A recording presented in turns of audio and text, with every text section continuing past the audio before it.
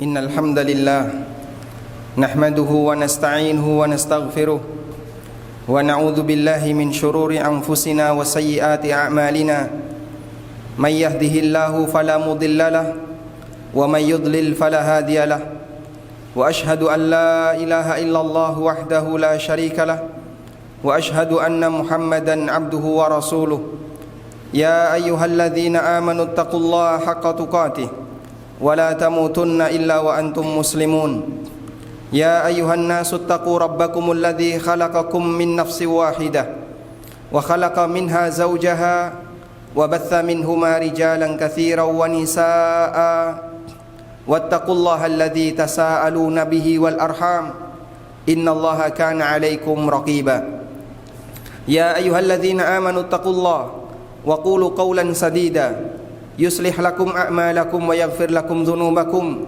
wa may yuti'illaha wa rasulahu faqad faza fawzan 'azima amma ba'du fa inna khairal huda kitabullah wa khairal huda huda nabiyyina Muhammadin sallallahu alaihi wasallam wa syarral umuri muhdatsatuha fa inna kulla muhdatsatin fid dini bid'ah wa kulla bid'atin dhalalah. Hadirin jamaah Jumat yang dimuliakan Allah Subhanahu wa taala. Syukur alhamdulillah layak kita haturkan kehadirat Allah Azza wa Jalla. Dialah zat yang memberikan kita hidayah untuk bisa meniti jalan Islam, menjadi seorang muslim ahlu sunnah. Allah Subhanahu wa taala berfirman, yauma tabyaddu wujuhun wa taswaddu wujuh. Pada hari kiamat kelak ada manusia yang wajahnya berubah menjadi putih dan ada manusia yang wajahnya berubah menjadi hitam. Allah mengumpulkan mereka sesuai dengan latar belakang agamanya. Menurut tafsir yang disampaikan oleh Ibnu Umar dan juga disampaikan oleh Ibnu Abbas radhiyallahu taala anhuma, yang dimaksud dengan yauma tabyaddu wujuhun ay yauma tabyaddu wujuhu ahli sunnati wal jamaah wa taswaddu wujuhu ahli bid'ah wal furqah. Kelak di hari kiamat wajahnya ahlus sunnah wal jamaah akan diubah oleh Allah Subhanahu wa taala menjadi putih, sehingga bagian dari ciri mereka Allah Subhanahu wa taala jadikan hidayah sunnah menjadi sumber penerang bagi mereka kelak di hari kiamat.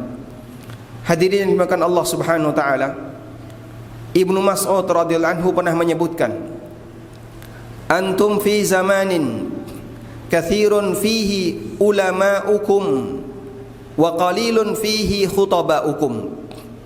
Kalian saat ini berada di satu zaman, ulama'nya banyak, yang pintar bicara enggak banyak.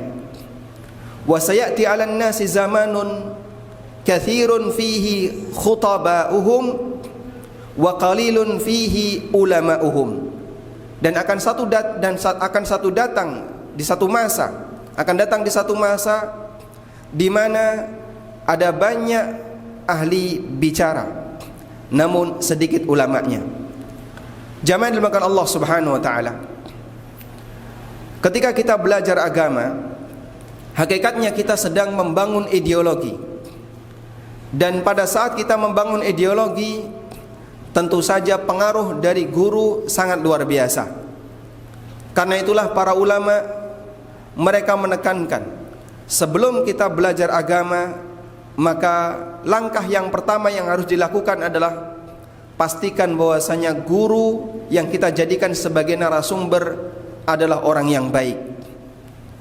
Imam Muhammad bin Sirin, seorang ulama tabi'in, pernah mengatakan, al-ilmu minad din fandur amman ta'khuduna dinakum. Sesungguhnya ilmu itu bagian dari agama. Karena hakikat orang yang belajar ilmu agama, dia sedang membangun ideologi yang ada pada dirinya. Fandur amman ta'khuduna dinakum.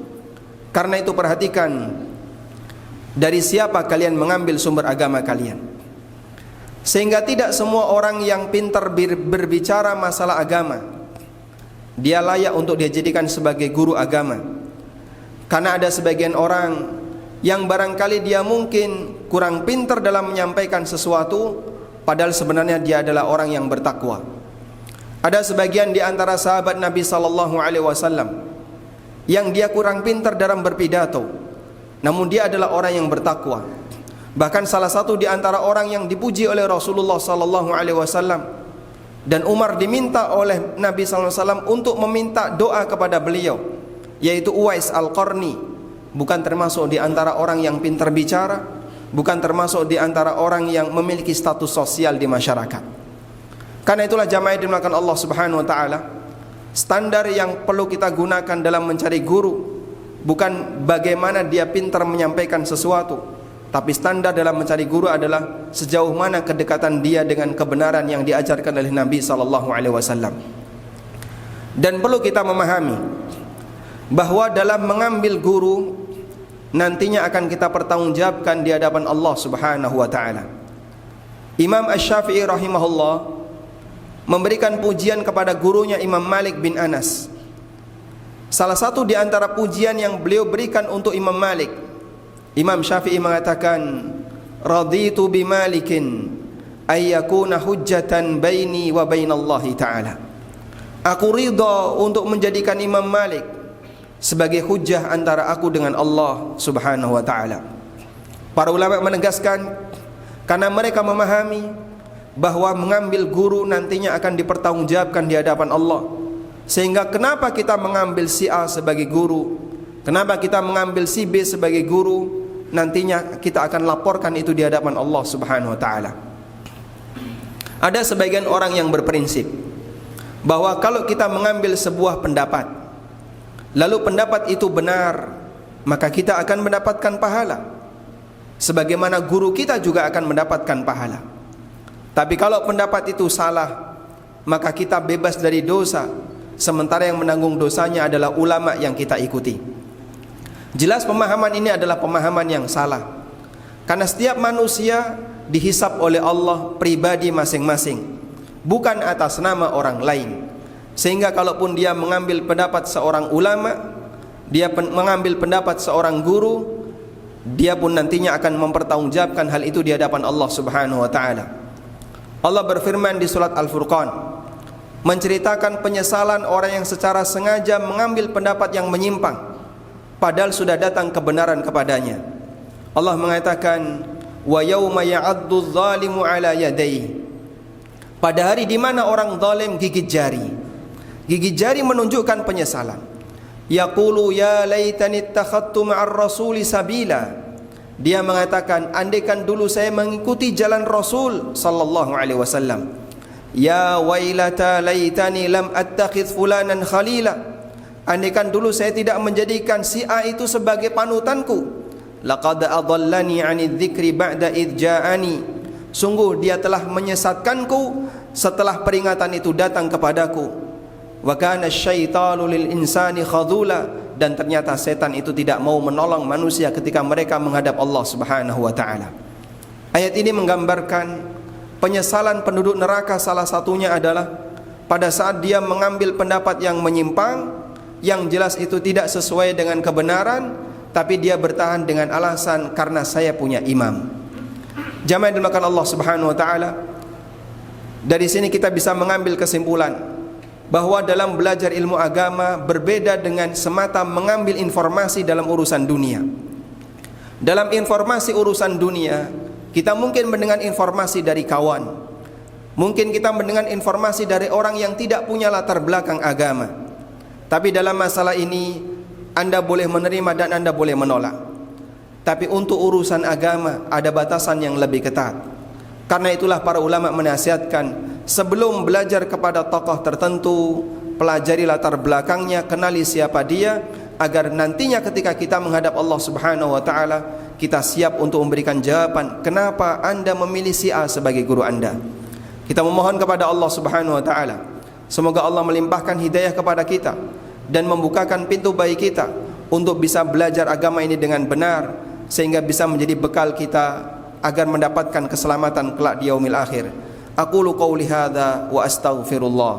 Alhamdulillahi wa kafa, wassalatu wassalamu ala rasulil mustafa wa ala alihi wa sahbihi wa mawalah.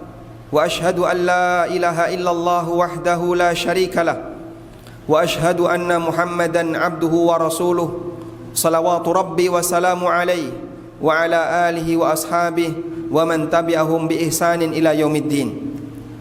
Hadirin jamaah Jumat yang dimuliakan Allah Subhanahu wa taala. salah satu di antara fenomena akhir zaman yang pernah disampaikan oleh Nabi sallallahu alaihi wasallam adalah munculnya orang yang memiliki kepribadian jauh dari agama. Bahkan dia punya pemahaman liberal yang meyakini bahwa semua agama itu sama, tapi dia punya posisi dan berpidato di hadapan masyarakat atas nama agama. Disebutkan dalam hadis riwayat Abu Dawud dengan status hadis yang sahih. Rasulullah sallallahu alaihi wasallam bersabda, "Sayati 'alan nasi zamanun yukhawwanu fiha al-amin wa yusaddaqu fiha al-kha'in wa yatakallamu fihi ar-ruwaybidah." Akan datang satu zaman yusaddaqu fiha al-kadhib wa yukadzdzabu fiha as-sadiq. Orang yang jujur dianggap pendusta, pendusta dianggap orang yang jujur. Wa yukhawwanu fiha al-amin wa yu'tamanu fiha al-kha'in. Orang yang amanah dianggap pengkhianat dan orang pengkhianat dikasih amanah. Wa yatakallamu fihi ar-ruwaybidah, dan ada manusia ruwaybidah yang berbicara di depan umum. Maka para sahabat bertanya kepada Nabi sallallahu alaihi wasallam, "Man hum ya Rasulullah?" Siapakah yang dimaksud ruwaybidah itu ya Rasulullah? Kemudian Nabi sallallahu alaihi wasallam bersabda, "Ar-rajulut tafah yatakallamu fi mas'alatil 'ammah." Orang yang tidak memiliki latar belakang agama yang baik, namun dia berbicara masalah umat, dia berbicara masalah yang penting bagi umat. Sehingga Anda bisa bayangkan manusia semacam ini ketika bicara masalah agama, tentu saja dia akan berbicara bukan atas dasar Al-Quran dan Sunnah, tapi atas dasar pemahamannya yang mungkin terpengaruh dengan pemahaman yang menyimpang, terpengaruh dengan pemahaman liberal maupun yang lainnya. Kita memohon kepada Allah Subhanahu wa taala, semoga Allah taala membukakan untuk kita jalan menuju kebenaran, dan salah satunya adalah memberikan anugerah kepada kita seorang guru yang baik yang bisa membimbing kita untuk belajar ilmu agama dengan benar. Sebagaimana yang disampaikan oleh salah seorang ulama tabi'in, Ayyub As-Sikhtiyani, beliau mengatakan, "Inna min ikramillahi ta'ala li'ibadihi." Salah satu di antara anugerah yang diberikan oleh Allah kepada hambanya, ayyuqayyidahu bi ustadin saleh. Allah Subhanahu wa taala berikan kepadanya seorang guru yang baik setelah dia mendapatkan hidayah untuk masuk Islam. Semoga Allah Subhanahu wa taala anugerahkan kepada kita seorang pembimbing ilmu yang baik yang bisa mengarahkan kita untuk belajar Al-Quran dan Sunnah dengan benar. Allahumma salli ala Muhammad wa ala ali Muhammad kama sallaita ala Ibrahim wa ala ali Ibrahim innaka Hamidum Majid. Allahumma ighfir lil mu'minina wal mu'minat wal muslimina wal muslimat al ahya'i minhum wal amwat innaka sami'un qaribun mujibu da'awat ya qadiyal hajat. Rabbana ighfir lana wal ikhwanina alladhina sabaquna bil iman ولا تجعل في قلوبنا غلا للذين آمنوا ربنا إنك رؤوف رحيم ربنا آتنا في الدنيا حسنة وفي الآخرة حسنة وقنا عذاب النار وصلى الله على نبينا محمد وعلى آله وصحبه وسلم وآخر دعوانا أن الحمد لله رب العالمين وقوموا إلى صلاتكم.